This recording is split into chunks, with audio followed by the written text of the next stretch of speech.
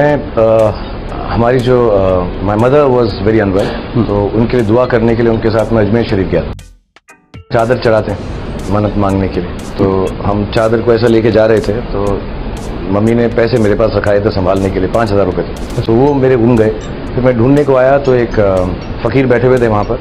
تو انہوں نے مجھ سے ایک دم سر نے کہا کچھ گم گیا ہے کیا؟ میں نے کہا جی. تو انہوں نے کہا 5000 گمے ہیں کیا؟ تو مجھ کو ایسا لگا ان کو کیسے معلوم، اور میں نے کہا جا یہاں آیا ہے در سے خالی ہاتھ نہیں جائے گا. 5000 گوائے ہیں، 500 کروڑ کمائے گا. مجھے کبھی کبھار ایسی باتوں میں وشواس نہیں ہوتا. ہم سب پڑھے لکھے، لگتا ہے ایسا ہوتا نہیں ہوگا، لیکن یہ میرے ساتھ ہوا ہے اور وہ صحیح تھے. اجمیر شریف کی دعا ہے مجھ پر، دیا ہے ان کی کہ آئی تھنک پیسوں کی بات نہیں، بٹ میں نے بہت نام کمایا ہے، میں نے بہت اچھی چیزیں کمائی ہیں. اور ہم ماں کی دعا کے لیے گئے تھے، وہ نہیں رہیں، لیکن ان کی دعائیں اجمیر شریف کی وجہ سے. خاتم النبیین معین الملت والدین عطائے رسول ہند الولی غریب نواز حضرت خواجہ معین الدین چشتی رحمۃ اللہ تعالی علیہ. خواجہ صاحب رحمۃ اللہ علیہ نے بڑی بھرپور زندگی گزاری. آپ کی کچھ تعلیمات عرض کرنا چاہ رہا ہوں. خواجہ صاحب رحمۃ اللہ علیہ نے بڑے سخت ریاضتیں کی، مجاہدے کیے، دن بھر تبلیغ دین کا فریضہ سر انجام دیتے. خواجہ صاحب رحمۃ اللہ تعالی علیہ کے خلفاء فرماتے ہیں کہ خواجہ صاحب روزانہ اتنا لنگر پکواتے تھے، اتنا وسیع لنگر ہوتا تھا کہ جتنے مرضی لوگ شام تک آتے تھے لیکن وہ ختم نہیں ہوا کرتا تھا. لیکن اپنا حال یہ تھا کہ رات کی پکی ہوئی ایک روٹی لیتے تھے، اس کو پانی میں بھگو لیتے تھے. کچھ گھنٹے جب وہ بھگوئی رہتی تھی، نرم ہو جاتی تھی، پھر اس کو تناول فرمایا کرتے تھے. اور فرماتے ہیں کہ جو کام کرتے ہم نے خواجہ صاحب کو سب سے کم دیکھا ہے وہ ہے کھانا کھاتے اور سوتے. یہ دو کام کرتے ہم نے انہیں بڑا کم دیکھا، اور زیادہ تر ان کا وقت عبادت میں، ریاضت میں، تلاوت میں گزرا کرتا تھا. 50 سال کا عرصہ انہوں نے اس طرح گزارا ہے کہ عشاء کے بعد تھوڑی دیر کے لیے، چند گھنٹوں کے لیے گھر تشریف لے جاتے تھے، پھر واپس لوٹتے تھے اور فجر تک مسجد میں عبادت کیا کرتے تھے. کئی دفعہ حضرت خواجہ اجمیر علیہ رحمہ پر وہ وقت بھی گزرا ہے کہ ایک دن میں 2 قرآن پاک ختم فرمایا کرتے تھے. ایک دن میں 2 قرآن پاک، ایک قرآن پاک صبح میں ختم ہوا، ایک قرآن پاک رات میں ختم کر دیا. خواجہ صاحب علیہ رحمہ اس درد کے ساتھ تلاوت فرماتے تھے کہ لوگ کہتے ہیں کہ وہ تو بیدار رہتے ہی تھے، تلاوت سننے والے بھی آنکھیں کھول لیا کرتے تھے. خواجہ صاحب رحمۃ اللہ تعالیٰ لیکن نوافل کی کثرت کا کوئی اندازہ ہی نہ تھا. خواجہ صاحب کے ریاضتیں، مجاہدے، عبادتیں، یہ ساری چیزیں اپنی جگہ مسلمہ تھیں. اس کے ساتھ ساتھ جب وہ اپنے خلفاء کی، اپنے مریدوں کی تربیت کرتے تھے تو رنگ نرالا ہوتا تھا. خواجہ قطب الدین بختیار کاکی رحمۃ اللہ علیہ فرماتے ہیں جب میرے شیخ، میرے مرشد، میرے ملجا، میرے آقا حضرت غریب نواز رحمۃ اللہ تعالیٰ علیہ مجھے دلی بھیجنے لگے تو میں نے عرض کی کہ حضور کچھ نصیحتیں فرما دیں. تو کہتے خواجہ صاحب نے مجھے 4 نصیحتیں فرمائیں، 4 باتوں کا درس ارشاد فرمایا. سب سے پہلے خواجہ صاحب نے فرمایا یاد رکھنا درویشی اس طرح کرنا کہ بادشاہی معلوم ہو، فقر اس طرح کا ہو کہ تم بادشاہ معلوم ہو.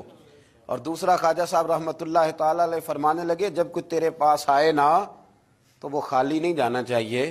بھوک لگی ہو تو اسے روٹی ملنی چاہیے، کپڑے کی ضرورت ہو تو اسے خیرات ملنی چاہیے، علم کا بھوکا ہو تو تیرے پاس قرآن و سنت کے دلائل کے انبار ہوں، اور اگر وہ درد لے کے آئے نا تو تیرے بھی آنسو ہونے چاہیے اور سامنے والے کو وہ آنسو ہی نصیب ہونے چاہیے. ہر ایک کو ہر شے دے کے بھیجنا، کوئی کمزوری نہ رہ جائے.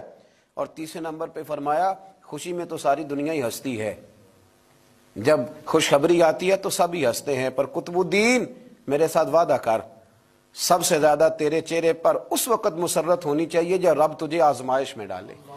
سب سے زیادہ تیرے چہرے پر اس وقت مسکراہٹ ہونی چاہیے جب اللہ کریم تجھے کوئی آزمائش دے. یاد رکھنا دکھوں میں ہنستے رہنا، اس کی طرف سے آنے والی آزمائشوں کو اس کا تحفہ سمجھنا.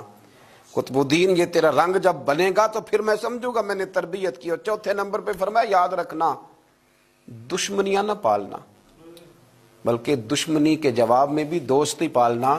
اس لیے کہ جو دشمنیاں پالتے ہیں وہاں بغض پیدا ہوتا ہے، اور جو دوستیاں پالتے ہیں ان کے دلوں میں اللہ محبت کی خوشبوئیں پھیلا دیا کرتا ہے. یہ انداز تربیت حضرت خواجہ اجمیر علیہ رحمہ کا، یہ انداز اور فرماتے ہیں ہر آنے والے کے ساتھ ان کا انوکھا رویہ. خواجہ حمید الدین ناگوری رحمۃ اللہ علیہ فرماتے ہیں کہ میرا یہ حال تھا کہ میں بڑا خوبصورت تھا خواجہ صاحب کے پاس آنے سے پہلے. بہت سارے لوگ مجھ سے محبت کرتے تھے، تو جب میرے اندر کچھ تھوڑے سی حسن تھا، کچھ خوبصورتی تھی، تو میں اس سے آگاہ بھی تھا، میں سمجھتا تھا. کہتے ہیں جب حضرت خواجہ کی خدمت میں آیا میں نے کہا حضور مرید کر لیں، تو کہتے ہیں کیا انداز تربیت تھا. فرمانے لگے جہاں پہلے ہی اتنے لوگ بستے ہوں وہاں معین الدین کیسے بسیرا کرے گا؟ اتنے لوگوں کی موجودگی میں کیسے آؤں گا میاں؟ پہلے اتنے بسائے ہوئے ہیں، سب کو نکال. تو حضرت خواجہ اجمیر علیہ رحمہ نے جب یہ کہا تو خواجہ حمید الدین ناگوری رحمۃ اللہ علیہ اٹھ کے قدموں میں بیٹھ گئے. کہنے لگے حضور سارا زمانہ میرے پیچھے بھاگتا ہے، پر اس طرف بھی تو غور فرمائے نا، میں اگر بھاگا ہوں تو معین الدین اجمیری کے پیچھے بھاگا ہوں. حضور مہربانی فرمائیں. خواجہ اجمیر نے بیعت فرمایا. جب اٹھ کے باہر نکلے نا تو ایک شخص کہنے لگا حضور یہ نوجوان ہے، میں اس کو جانتا ہوں، اس طرح کے نوجوان یوں ہی ہوتے ہیں. فرمایا اچھا تو جانتا ہے نا، پر معین الدین کا بننے سے پہلے جانتا تھا.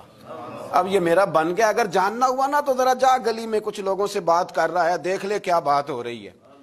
خواجہ حمید الدین باہر نکلے تو پرانے یار ملنے آ گئے. انہوں نے کہا چلو. آپ فرمانے لگے میاں اب نہیں جانا، اب دو گلیاں یاد کرنی ہیں، ایک جو شیخ کے گھر جاتی ہے اور دوسری جو واپس آتی ہے. اب دوبارہ بھائی کہیں بھی نہیں جانا. نے کہا جناب وہ فلاں بھی بلا رہا ہے. تو خواجہ حمید الدین صاحب نے کوئی بڑا ہی جملہ بول دیا. فرمانے لگے وہ بلا رہا ہے تو کیا ہوا، اب تو جنت کی حور بھی بلائے گی تو نہیں جانا. اب نہیں جانا، اب میں نے تربیت لے لی ہے، اب میں نے فیض لے لیا ہے، اب میں نے ادھر ہی توجہ رکھنی ہے جہاں کا میں ہو گیا ہوں. ایک در پھڑیے محکم پھڑیے، پھر ایک دئی ہو کے مریے، یک در گیر تے محکم گیر. یہ جگہ جگہ جانے کا کیا مطلب؟ یہ تربیت ہے، یہ انداز ہے، یہ معیار اور یہ سٹیٹس خواجہ صاحب نے اپنے مریدوں کو سکھایا. اتنی عبادت ہے، اتنی ریاضت ہے، اتنی تربیت ہے، پھر بھی رو پڑے ہیں. پھر بھی بڑھاپا آیا ہے تو تڑپ اٹھے. پھر بھی چند خلفاء کو قریب بلایا ہے. تو حضرت معین الدین کہنے لگے میرے لیے دعا کرو. تو کہا حضور 90 سال کے قریب عمر ہو گئی، زندگی بھر آپ کو وضو میں دیکھا، حضور زندگی بھر سجدے میں دیکھا، زندگی بھر رعنائی میں دیکھا، تبلیغ میں دیکھا، خدمت میں دیکھا، لوگوں کو کھلاتے دیکھا، گھر کے اندر سے لے کر باہر تک ہم نے آپ کو دوسروں کا سوچتے ہی دیکھا. آپ نے تو اپنے لیے سوچے کچھ نہیں، تو روتے کیوں ہے، دعا کیوں کراتے ہیں؟ فرمانے لگے یار زندگی پوری عمل کیے ہیں، لیکن میرے لیے دعا کرنا، کہیں ایسا نہ ہو کہ اعمال کی گٹھڑی لے کر جب رب کی بارگاہ میں جاؤں تو مالک کہے کہ عمل تو بڑے ہیں پر میرے لائق کوئی بھی نہیں. بڑے عمل ہیں پر میرے لائق کوئی ہے تو بتا. یار یہ جتنی گٹھڑی ہے نا اعمال کی، تمہیں بڑے بڑے حسین نظر آتے، پر ان میں سے کوئی مالک کے لائق بن جائے، میری کوئی قبولیت ہو جائے. میری قبولیت میں نیواں تے میرا مرشد اچا تے میں اچیاں دے سنگ لائی. تے صدقے جاواں انہاں اچیاں تو جنہاں نیویں نال نبھائی. دعا کرو، اللہ کی بارگاہ میں التجا کرو کہ میری قبولیت ہو جائے. انما یخشی اللہ من عبادہ العلماء. قرآن مجید نے کہا کہ اللہ کے بندوں میں سے جو عالم ہوتے ہیں ان میں خشیت ہوتی ہے، ان میں خوف ہوتا ہے. وہ چونکہ جانتے زیادہ ہیں تو وہ ڈرتے بھی زیادہ ہیں، ان کے اندر احساس بھی زیادہ ہوتا ہے. حضرت عبداللہ ابن مسعود رضی اللہ تعالیٰ عنہ فرمایا کرتے تھے کثرت کلام کرنے والا تو عالم نہیں ہوتا، اللہ سے زیادہ ڈرنے والا عالم ہوتا ہے. کثرت کلام والا تو عالم نہیں، وہ جس کے دل میں خشیت زیادہ ہے وہ بڑا عالم ہے. میرے نبی پاک علیہ السلام نے فرمایا میں تم سب سے بڑھ کر اپنے رب کو جاننے والا ہوں اور میں تم سب سے بڑھ کر اپنے رب سے ڈرنے والا ہوں.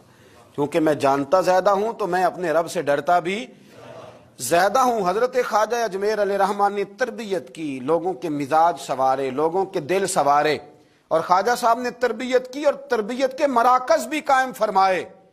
اجمیر کے فیضان سے پھر دلی میں خواجہ قطب الدین کا مرکز قائم ہوا، پھر اسی فیضان سے پاک پتن میں بابا فرید الدین گنج شکر کا مرکز قائم ہوا، پھر اسی فیضان سے خواجہ نصیر الدین چراغ دہلوی کا مرکز قائم ہوا، پھر اسی فیضان سے مہار شریف کا مرکز قائم ہوا، پھر اسی فیضان سے پیر پٹھان خواجہ سلیمان تونسوی کا مرکز قائم ہوا، پھر اسی تربیت کی روشنی میں حضرت شمس العارفین سیالوی تیار ہوئے، پھر اسی تربیت کی روشنی میں پیر مہر علی شاہ جیسے لوگ تیار ہوئے.